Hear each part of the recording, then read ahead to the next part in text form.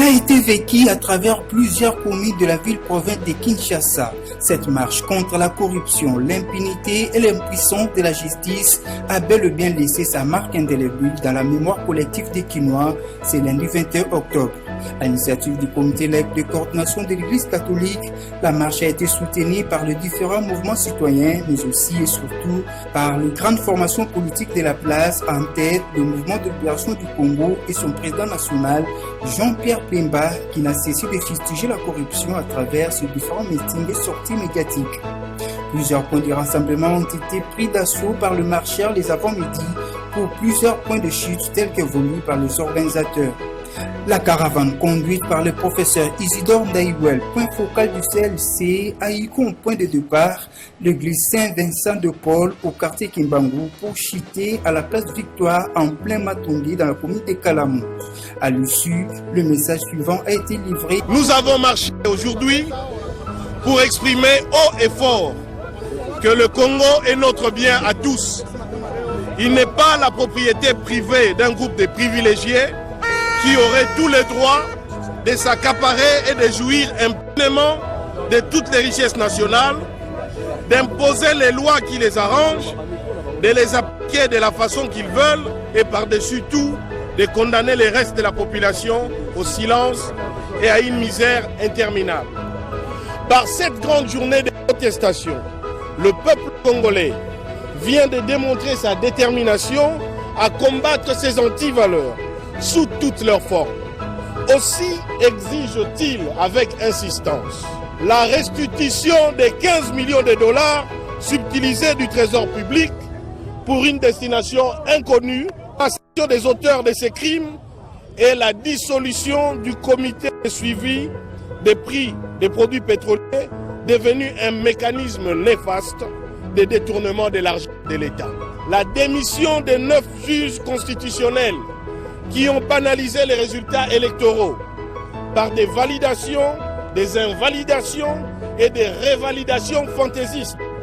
Notez que cette marche contre la corruption, l'impunité et l'impuissance de la justice n'est que la première étape d'une série de manifestations populaires prévues par le comité de coordination pour combattre ces fléaux, maux qui ont ruiné la RDC depuis.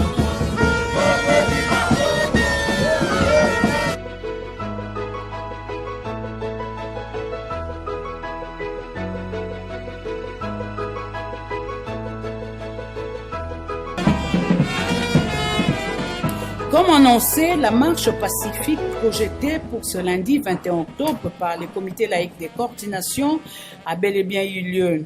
Emboîtant les pas à cette structure de l'Église catholique, le mouvement de libération du Congo a répondu présent à l'appel comme pour concrétiser la position de son président national. Maître F. Bazaïba Massoudi, secrétaire général de cette formation, suivi de plusieurs Kinois et Kinois du quartier Kingaboa dans la commune de Limete, ont pris d'assaut les principales artères de ces quartiers. Question de dire non à la corruption. Totamboli lelo oya koyebisa te RD Congo ezali ya biso banso. Puis nous avons marché pour dire que l'RDC est notre patrimoine commun. Elle n'appartient pas à un groupe d'individus pour qu'ils la prennent en otage ainsi que toutes les richesses qui appartiennent à tous les Congolais. Si nous étions allés nombreux voter lors des élections du décembre dernier, c'était pour obtenir le nouveau dirigeant afin qu'il mette fin à la corruption et au détournement des biens de l'État. Nous avons marché aujourd'hui pour dire non à la corruption et à l'impunité parce que ces deux fléaux ne favorisent le développement de notre pays.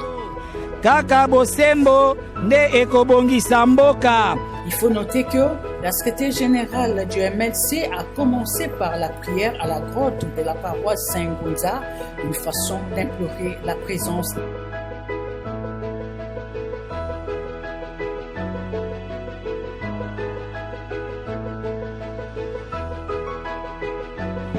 Ils étaient nombreux à marcher ce lundi 21 octobre 2019 dans les rues de Kinshasa, aux côtés des laïcs catholiques pour dire non à la corruption, à l'impunité et à l'impuissance de la justice en République démocratique du Congo. Les 31 députés proclamés par la CENI et invalidés par la Cour constitutionnelle ont saisi à bras-le-corps ces revendications légitimes du Comité laïque de coordination CLC pour attirer davantage la particulière attention du chef de l'État Félix Antoine Tshisekedi en faveur du rétablissement d'un véritable état de droit au pays de Lumumba. Pas question d'une justice de 2 poids 2 mesures, à bas la corruption et l'impunité, martèle-t-il. Une grande journée pour nous et pour moi. Je suis en train de féliciter beaucoup mieux plus les CLC de la marche organisée. Ici, il y a les gens sans cœur, sans honte. La Constitution est violée, les lois également. Maintenant, nous nous dirigeons où? Quelle histoire pourrions-nous donner après 5 ans à nos enfants? Je félicite Lumumba.